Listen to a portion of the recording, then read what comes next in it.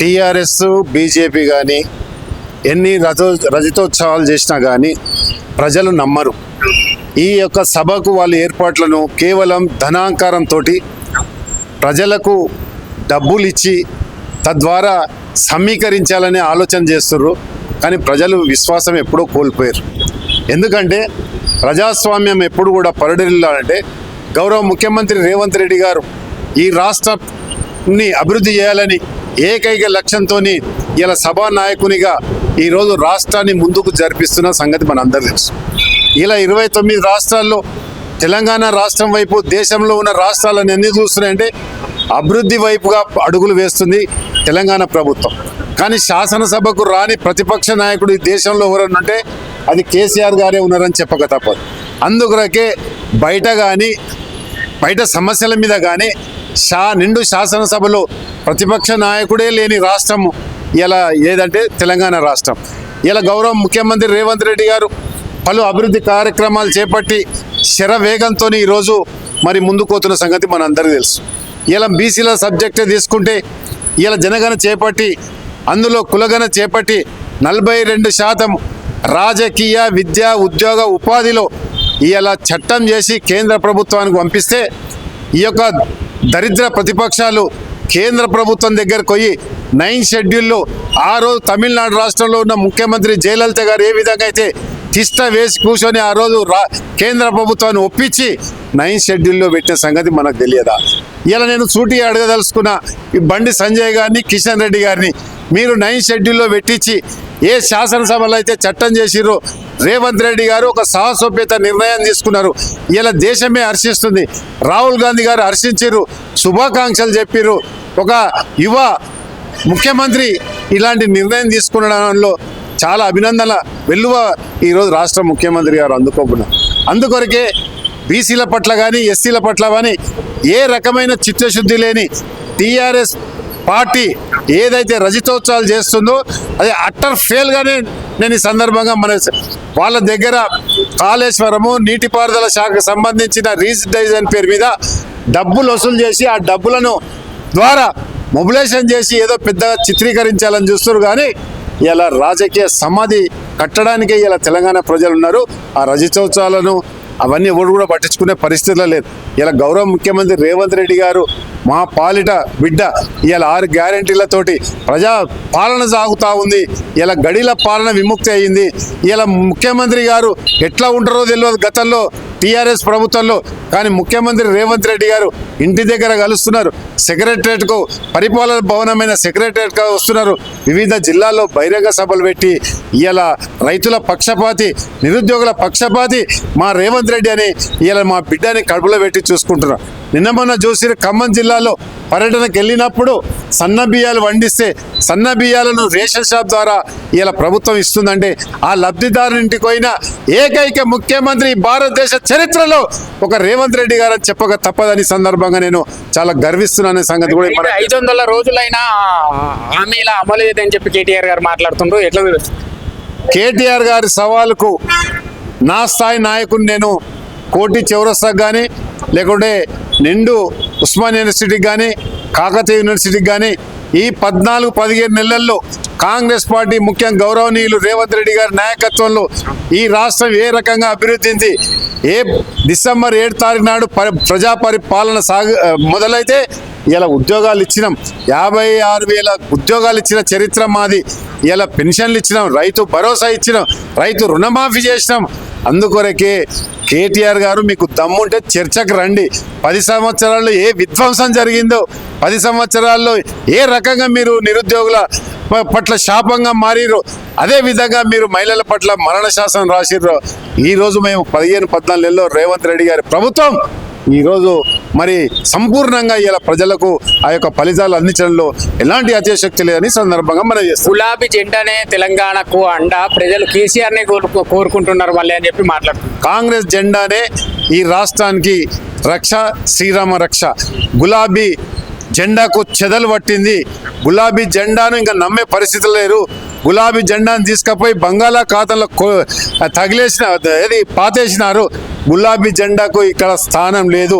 ఆ రోజు భావోద్వేగాల పరిస్థితుల్లో ఆ రోజు గులాబీ జెండాకు పట్టం కడితే మీరు నిరుద్యోగులతో ఆడుకున్నారు. ఏ నీళ్ల కోసం నిధుల కోసం అయితే సోనియా గాంధీ తెలంగాణ ఇస్తే ఆ ట్యాంక్ లైన్లే తుంగలో తొక్కిన గత ప్రభుత్వ దద్దమ్మలు అందుకొరే గులాబీ జెండాకు స్థానం లేదని సందర్భంగా నేను మనవి చేస్తున్నా.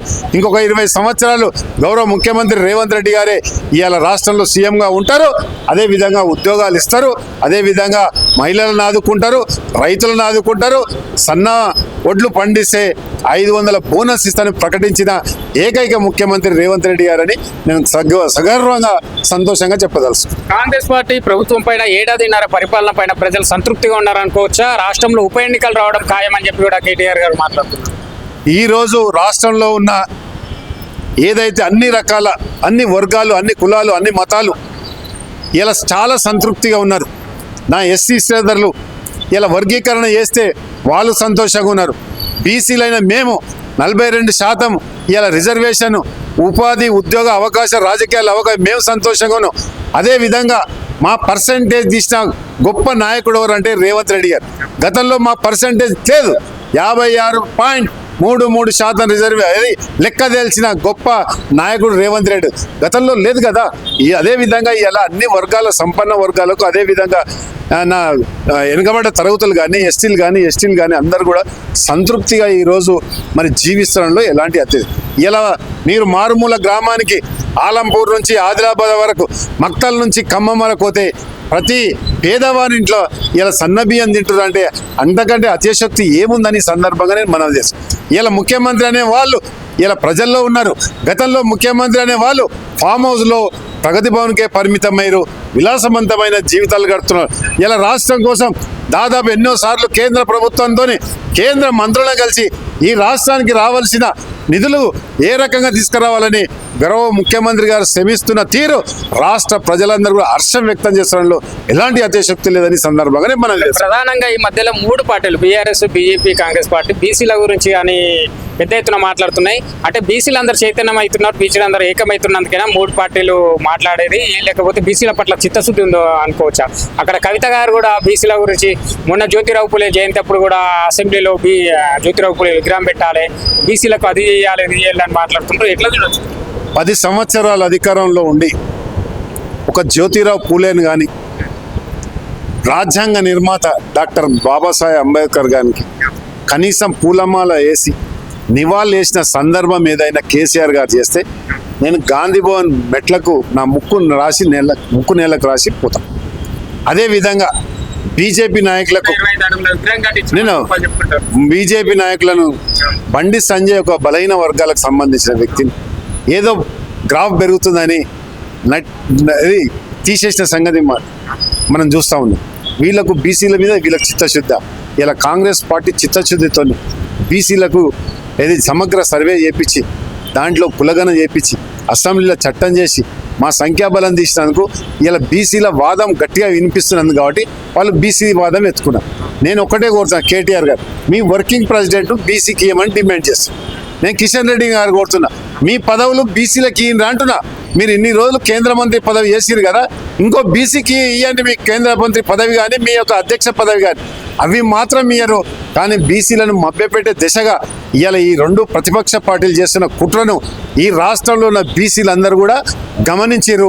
వీళ్ళకు రాబోయే రోజుల్లో రాజకీయ సమాధి కట్టడానికి నా బీసీ సోదరులందరూ కూడా సిద్ధంగా ఉన్నారని సందర్భంగా డిమాండ్ చేస్తాం. 10 ఏళ్ళు బీఆర్ఎస్ అధికారంలో ఉన్నప్పుడు కుటుంబ పాలన, కుటుంబంలోనే పదవులన్నీ ఉన్నాయి, కుటుంబ పాలన అని చెప్పిండ్రు. ఇప్పుడు రెడ్ల పాలన, పదవులన్నీ రెడ్ల చేతిలో ఉన్నాయని చెప్పి మాట్లాడుతున్నారు. అన్ని పదవులు రెడ్ల చేతిలో ఏడున్నాయి, బీసీలకు కూడా ఇచ్చారుగా. ఇలా మార్కెట్ కమిటీ వైస్ చైర్మన్ ఒక బీసీ నాకు ఇచ్చారు కదా, మార్కెట్ కమిటీ చైర్మన్ ఒక బీసీ మహిళకి ఇచ్చారు కదా, ఎన్నో మరి కార్పొరేషన్లు బీసీలకు కూడా ఇచ్చారు కదా. కాంగ్రెస్ పార్టీలో అతి ప్రజాస్వామ్యం ఉన్న పార్టీ, ఎవరికైతే స్కిల్ ఉంటుందో వాళ్ళకి ఖచ్చితంగా ప్రతిభావంతునికి కాంగ్రెస్ పార్టీలో బాగా పనిచేసినకి ఇస్తారు. ఇక్కడ కులం అనేది లేదు.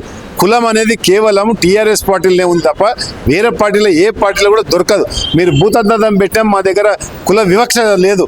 ఒక కేవలం మేము దొరలం ఉండాలని చెప్పి వాళ్ళు మాత్రమే రావులు అని పెట్టుకున్నారు తప్ప అలాంటిది ఏం లేదు.